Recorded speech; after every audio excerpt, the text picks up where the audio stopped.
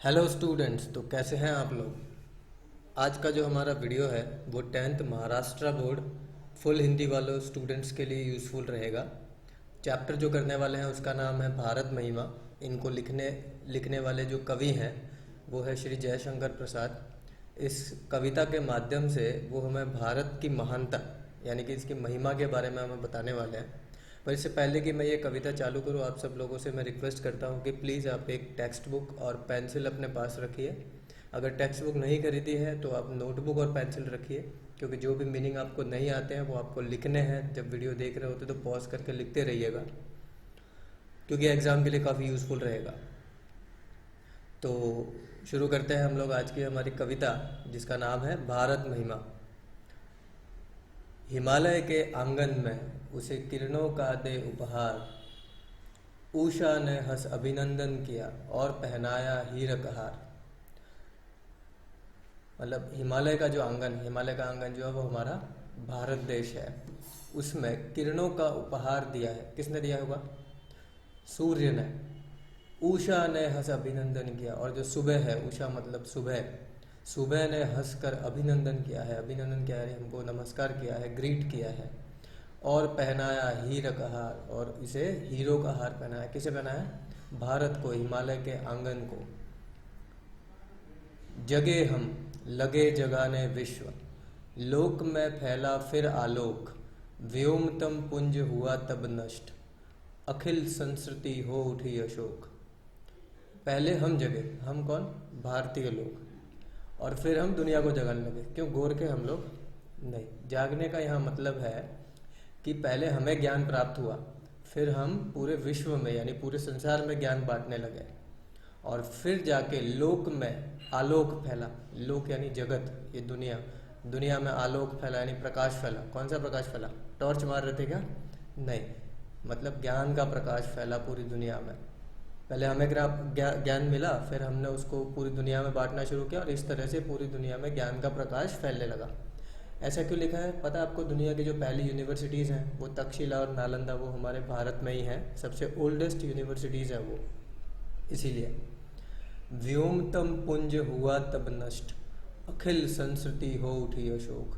तभी जो व्योम के जैसा, व्योमतम यानी व्योम यानी कि अंतरिक्ष, तम यानी अंधेरा, यानी अंतरिक्ष जैसा अंधेरा जो है वो नष्ट हुआ। वो अंतरिक्ष जैसा अंधेरा मतलब यहाँ पर कैसा है कि अज्ञानता का अंधेरा है, तब जाके वो नष्ट हुआ। जो अज्ञान के जैसा, अज्ञानता जैसा बड़ा कोई अंधकार होता नहीं वैसे। तो वो जो अंधकार है वो तब नष्ट हुआ जब हमने ज्ञान जो है बांटना शुरू किया विश्व में। अखिल संस्कृति, अखिल यानी समस्त, सारी की सारी, संस्कृति यानी संसार, तब अशोक हो गया।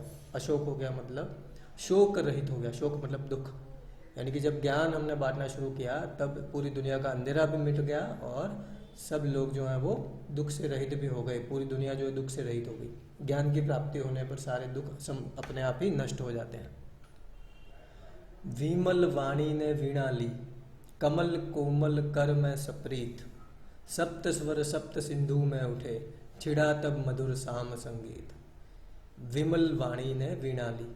विमल यानी जिसमें मल ना हो, मल यानी गंदगी, यानी गंदगी से रहित वाणी, ऐसी वीणा ली है हमने। यानी कि बहुत ही मधुर वाणी जो है वो वीणा जो हमने अपने हाथ में ली है। कमल, कमल जैसे कोमल हाथों में प्रेम से ली है।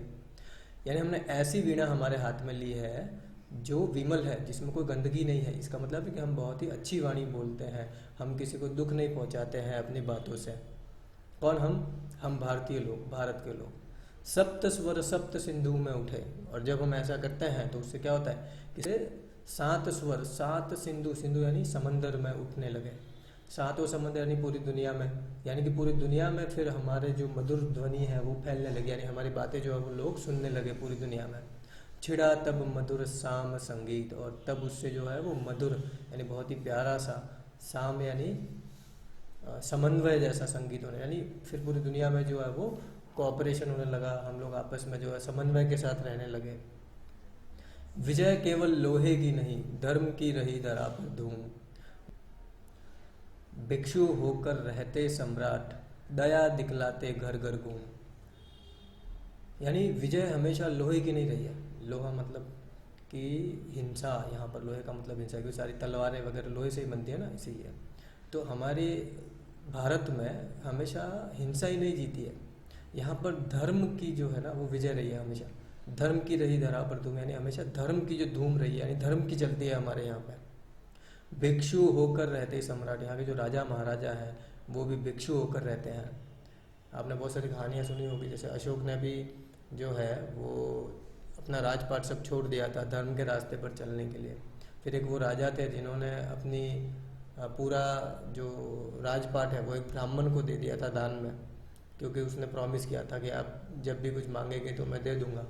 और फिर वो जंगल में जाकर रहने लगा। फिर भगवान राम जो है वो भी जंगल चले गए थे, वो वनवास चले गए थे 14 साल के लिए, क्योंकि वो धर्म के रास्ते पर चलते थे। इसीलिए दया दिखलाते घर घर घूम, और वो घर घर घूम पे जो दया भी दिखलाते हैं। कुछ लोग तो चलो वो तो परमानेंटली गए थे, कुछ लोग खाली अपना वेश बदल कर घूमते थे लोगों की मदद करने के लिए, कोई गरीब है कि नहीं, तो वो भिक्षु बनकर उनके घर जाते थे और पता लगाते थे कि अगर वो गरीब है तो वो उनकी बात में मदद करते थे। यवन को दिया दया का दान, चीन को मिली धर्म की दृष्टि, मिला था स्वर्ण भूमि को रत्न, शील की सिंहल को भी सृष्टि। यवन लोग जो है ये नेपाल वगैरह इस प्रांत हमारे भारत के आसपास के कुछ हिस्सों से हैं, उनको दया का दान दिया था। यानी वो जब यहाँ आए थे तो यवनों के बहुत सारे राजा थे यहाँ पर, तो वो भी भारत में मिल गए हैं। वैसे अब तो पता ही नहीं चलता है कौन यवन है कौन कहाँ से आया है, लेकिन उस टाइम पे राजाओं ने उनको भी माफ़ करके बहुत सारी ज़मीनें वगैरह दान में दे दी थी। चीन को मिली धर्म की दृष्टि, और चीन में कौन सा धर्म चलता है वैसे आपको पता है? बौद्ध धर्म चलता है। और बौद्ध धर्म के जो संस्थापक हैं वो कौन है? भगवान बुद्ध, है ना। तो वो तो हमारे भारत के एक राजा थे, हमको उनके बारे में तो पता है। तो उनको जो धर्म की दृष्टि है वो भारत से ही मिली है। मिला था स्वर्ण भूमि को रत्न, इस स्वर्ण भूमि में ऐसे ऐसे रत्न हैं जो शील की सिंहल को भी सृष्टि, जो सिंहल यानी शेर को भी शील की यानी दया की दृष्टि दे देते हैं, दया की सृष्टि उसको सिखा देते हैं, उसको दया का संसार दिखा देते हैं। ये बात हो रही है मेरे ख्याल से अशोक की। अशोक पूरा भारत विजेता हो गया था और वो सिंह के जैसा आक्रामक था, यानी बहुत ही ज़्यादा वीर था, बहादुर था। और जब उसको धर्म की राह पे चलने के लिए एक बौद्ध भिक्षु ने बताया, और जब उसने मौत का नज़ारा देखा युद्ध के बाद का, तो वो एकदम दयावान हो गया और उसने सब कुछ छोड़ दिया। तो यानी शेर जो है वो एकदम से दयालु बन गया। तो वैसी सृष्टि जो है वो भारत से ही मिलती है। अब इधर आ जाते हैं। किसी का हमने छीना नहीं, प्रकृति का रहा पालना यही, हमारी जन्मभूमि थी यही, कहीं से हम आए थे नहीं। ये भारतीयों के बारे में बता रहे हैं कि हमने कभी किसी का नहीं छीना, भारत ने कभी किसी पे हमला किया नहीं, प्रकृति का रहा पालना, हम बस प्रकृति ने जैसा हमको यहाँ रहा हम वैसे यहाँ पले हैं, वैसे यहाँ रहे हैं। हमारी जन्मभूमि यही है, भारत भूमि है, और हम कहीं से आए नहीं। तो ये तो काफ़ी सिंपल था वैसे। चरित थे पूत, भुजा में शक्ति, नम्रता रही सदा संपन्न, हृदय में गौरव में था गर्व, हृदय के गौरव में था गर्व, किसी को देख न सके विपन्न। यानी हम कैसे हैं, अभी भारत के लोगों के बारे में बता रहे हैं कि चरित थे पूत, यानी यहाँ के जो पुत्र हैं, पूत यानी पुत्र, वो चरित थे, चरित यानी अच्छे चरित्र के थे, अच्छा चरित्र कैरेक्टर अच्छा था उनका। भुजा में शक्ति थी, यानी उनकी ताकत बहुत थी उनके हाथों में। नम्रता रही सदा संपन्न, और वो हमेशा से पोलाइट रहे हैं, विनम्र रहे हैं। हृदय के गौरव में था गर्व, यानी उनके जो हृदय में जो प्राइड है उस पर उन्हें बहुत ही गर्व था, यानी वो किसी के आगे झुकते नहीं थे। किसी को देख न सके विपन्न, और इस इतना सब होने के बाद भी वो हम किसी को विपन्न नहीं देख सकते, यानी दुख में नहीं देख सकते, यानी हम बहुत दयालु हैं। हमारे संचय में था दान, अतिथि थे सदा हमारे देव, वचन में सत्य हृदय में तेज, प्रतिज्ञा में रहती थी टेव। यानी हमारे जो संचय यानी सेविंग्स, हम जो सेव करते थे, जो बचाते थे, उसमें हमारे दान का हिस्सा रहता था। हम जो भी कमाते हैं ना, ऐसा मानते हैं कि उसका 1/3 हमें दान में दे देना चाहिए, 1/4 जो है वो दान में दे देना चाहिए, वो हमेशा हमें रखना चाहिए। अगर दान देने का मौका ना मिले तो वो हमें संभाल के रखना चाहिए और वो दे देना चाहिए। सेविंग्स होती हैं दान करने के लिए, ऐसा ये लोग मानते हैं, हम लोग ऐसा मानते हैं भारत के लोग। अतिथि थे सदा हमारे देव, जो अतिथि है वो तो हम आज भी चलते हैं, अतिथि देवो भव, जो हमारे भगवान के जैसे होते हैं अतिथि मेहमान। हमारे वचन जो है वो हमेशा सत्य होते थे। हृदय में तेज, यानी हमारे हृदय में जो वो तेज हुआ करता था,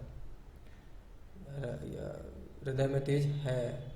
और प्रतिज्ञा में रहती थी टेव। और एक बार जो प्रतिज्ञा कर ली उसमें जिद होती थी, टेव यानी जिद कि प्रतिज्ञा कर ली तो कर ली, बस एक काम जो करने के लिए वचन दे दिया तो करके रहेंगे। वही रक्त है वही देश, वही साहस है वैसा ज्ञान, वही है शांति वही है शक्ति, वही है हम दिव्य आर्य संतान। यानी रक्त भी वही है, यानी खून वही है, देश भी वही है, और साहस भी वही है, और ज्ञान भी वैसा ही है। आज भी बहुत सारे लोग बहुत ज्ञानी हैं, हम बस ढूंढते नहीं हैं, हम लोग डिग्रियों के पीछे पड़ जाते हैं। वही है शांति, आज भी हमारे मन में वही पीस है। वही शक्ति है, शक्ति भी वैसी है, और हम वही दिव्य आर्य संतान हैं। अच्छा, हम ये जो आर्याव्रत बोलते हैं, भारत को पुराना नाम है बहुत, तो आर्याव्रत में रहने वालों को आर्य बोला जाता है, इसीलिए हम लोग भारतीय भी है, आर्य भी है, हिंदुस्तानी भी है। ठीक है, तो बहुत सारे नाम हैं इसीलिए। जिए तो सदा इसी के लिए, यही अभिमान रहे यह हर्ष, निछावर कर दे हम सर्वस्व हमारा प्यारा भारतवर्ष। कि हम अगर जिए तो सदा इसी के लिए जिए, किसके लिए? हमारे भारतवर्ष के लिए। और अभिमान रहे यह हर्ष, और यह खुशी के साथ हमेशा हमें अभिमान रहे इस पर। निछावर कर दे हम सर्वस्व, सर्वस्व यानी हमारा सब कुछ, हम अपना सब कुछ जो है इस पर निछावर कर दे, भारत पर, और हमारा प्यारा भारतवर्ष। तो इसी के साथ में ये हमारी कविता ख़त्म होती है। तो मिलते हैं फिर अगले वीडियो में, तब तक आप इसका सरल शब्दों में भावार्थ लिख दीजिएगा। तो धन्यवाद।